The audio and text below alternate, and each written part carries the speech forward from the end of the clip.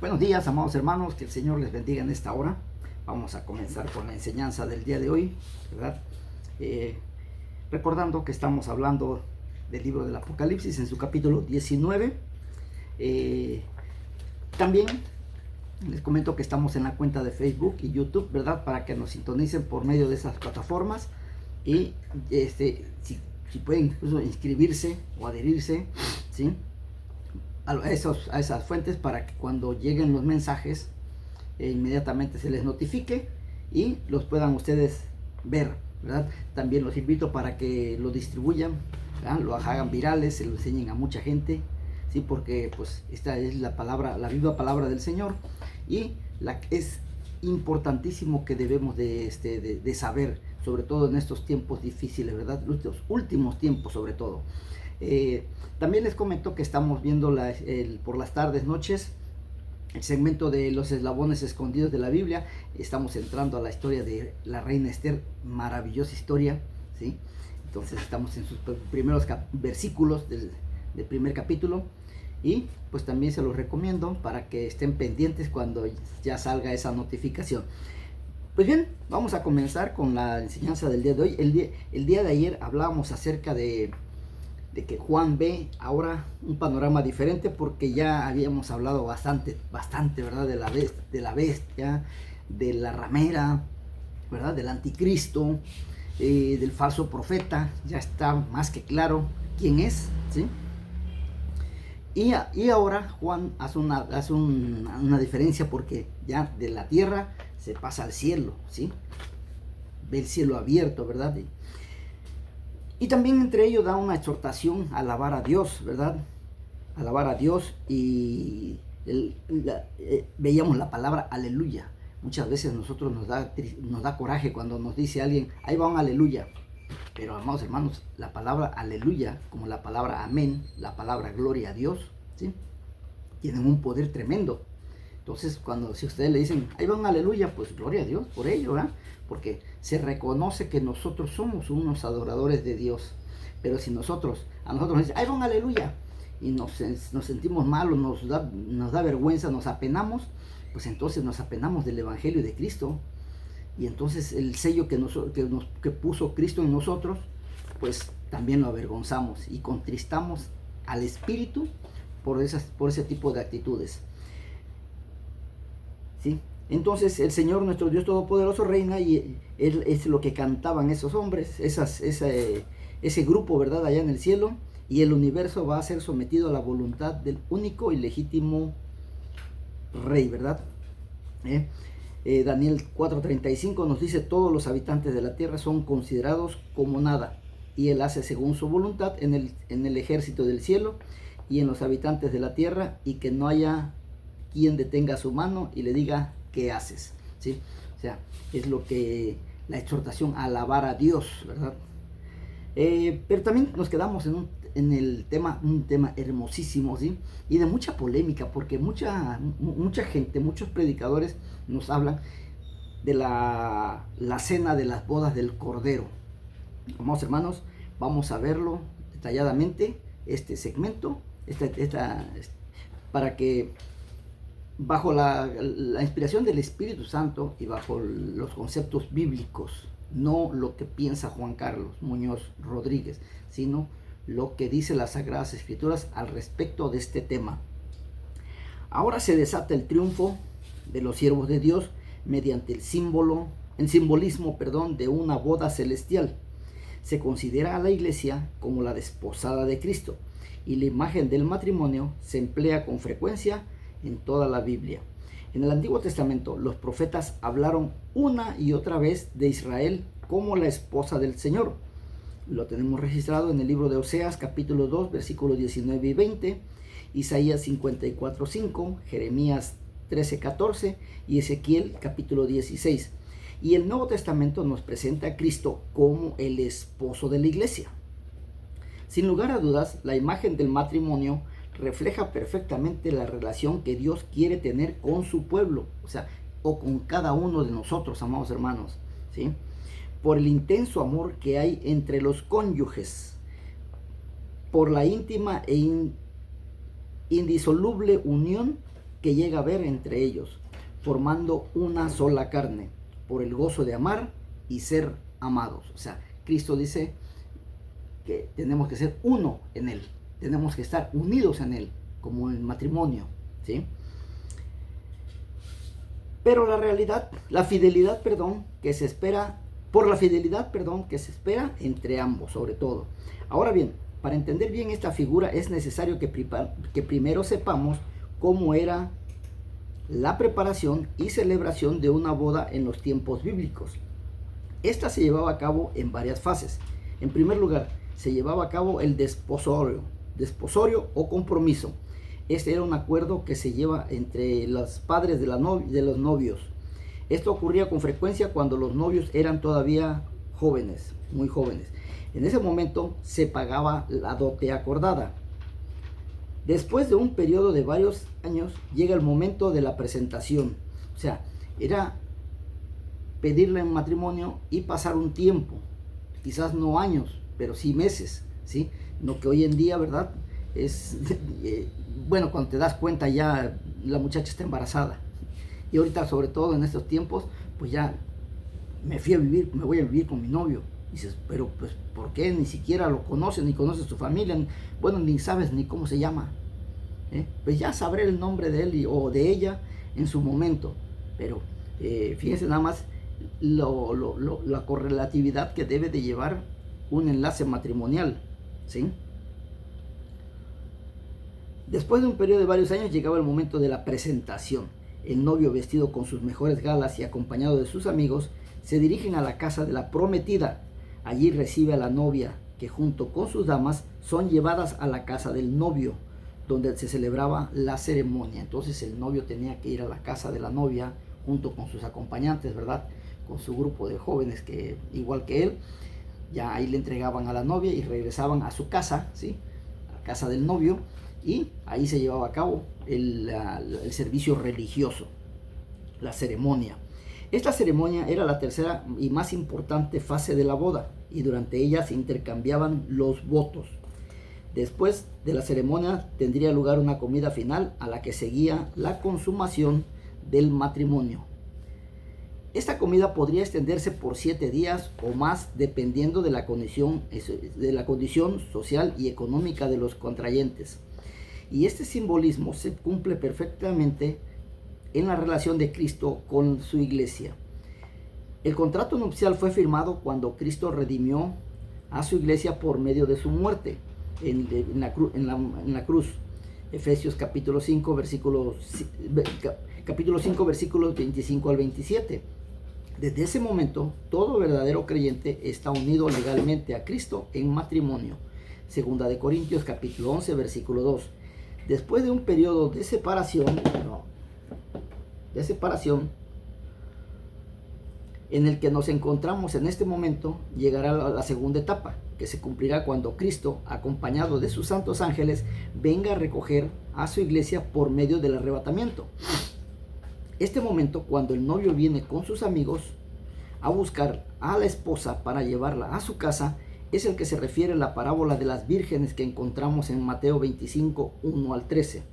Y finalmente, después de la unión entre el esposo y la esposa, venía el banquete, que en este caso no durará solo unos días, sino que se extenderá por toda la eternidad. Gloria a Dios, amados hermanos. Aleluya también. Y amén. ¿Por qué no? Las bodas del Cordero han llegado. Apocalipsis capítulo 19, versículos 7 y 8. Y la eterna palabra del Señor nos dice: gocémonos y alegrémonos y démosle gloria, porque han llegado las bodas del Cordero, y su esposa se ha preparado.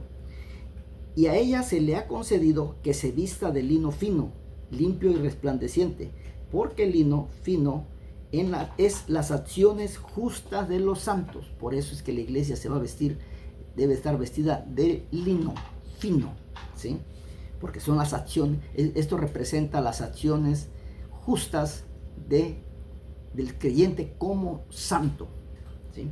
Así que aquellos loquitos que dicen, es que santo solamente Dios, nosotros no somos santos, estás loquito, porque tenemos que buscar la santidad, y la santidad representa ser santos. Y si tú no buscas la santidad y no eres santo, entonces pues ¿qué haces en la iglesia?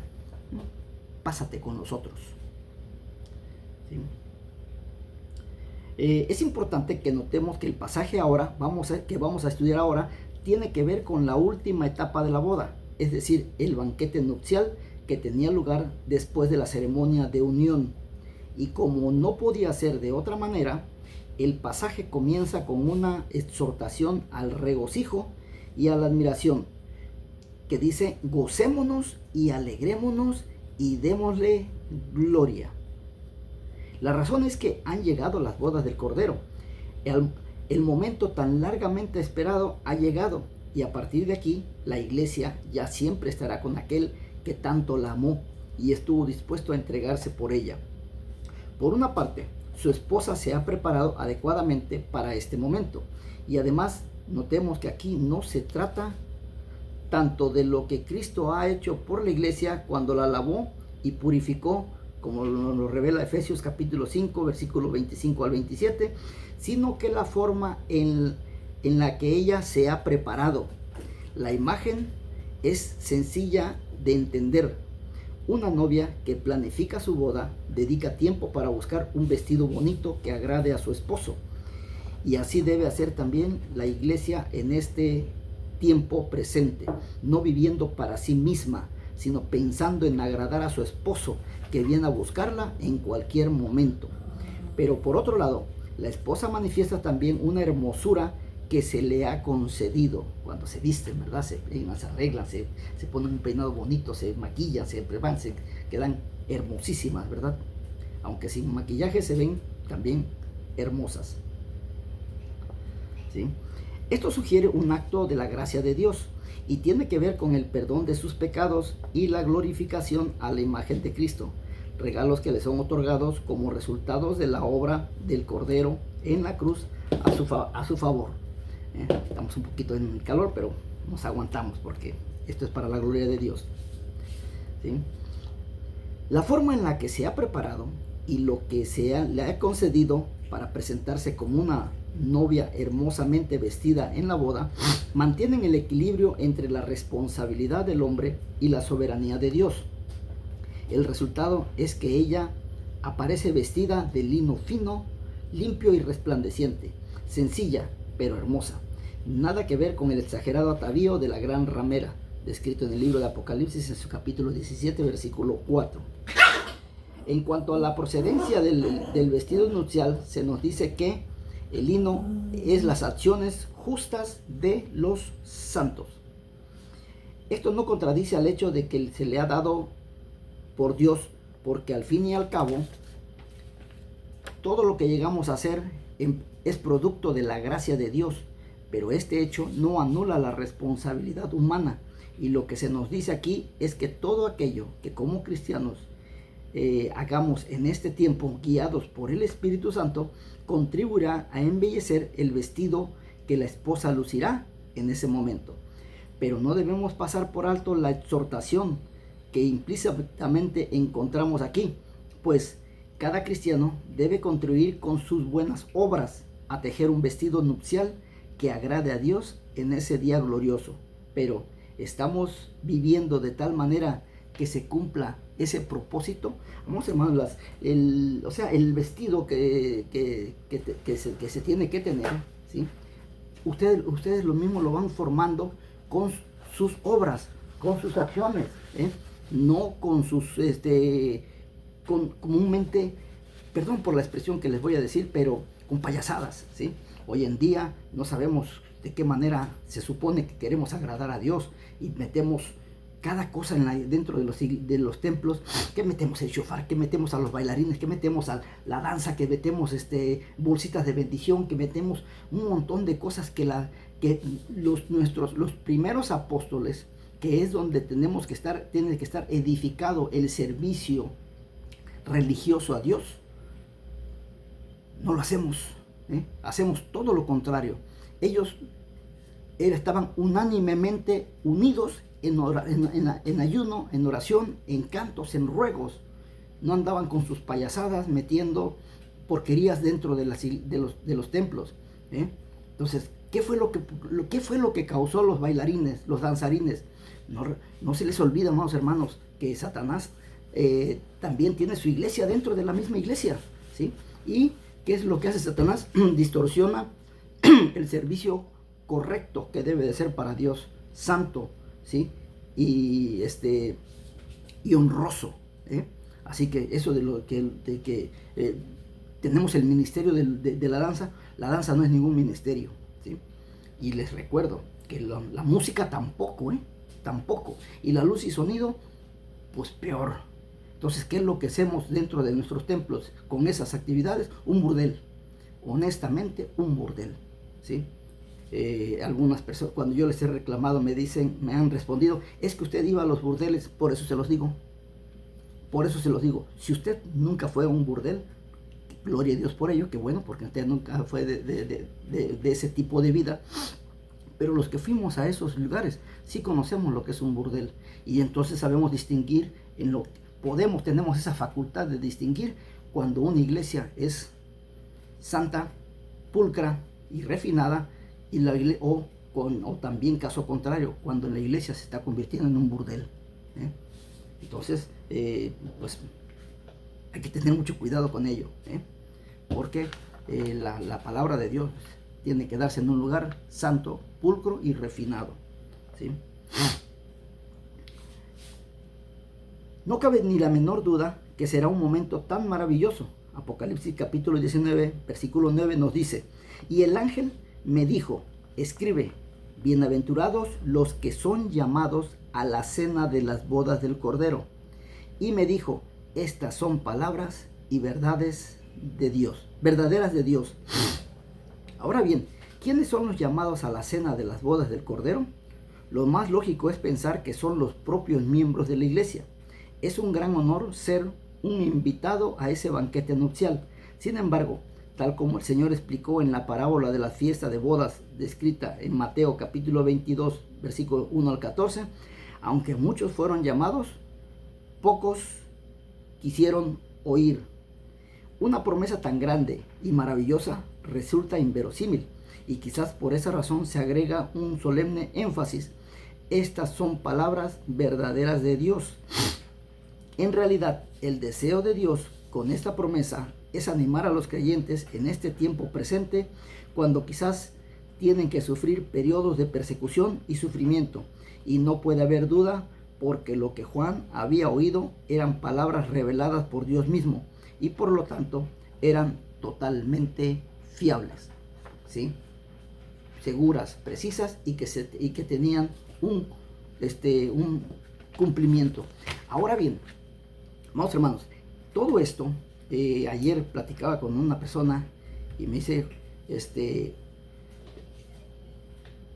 me comentaba acerca de lo que hablábamos con los segmentos anteriores, acerca de la ramera, y ahorita a cuestión de esta solemne boda. Pero le digo, es que ¿sabes qué? Juan vio, porque no nada más lo escribió, sino él escribió lo que vio. Por eso se le llevó al cielo.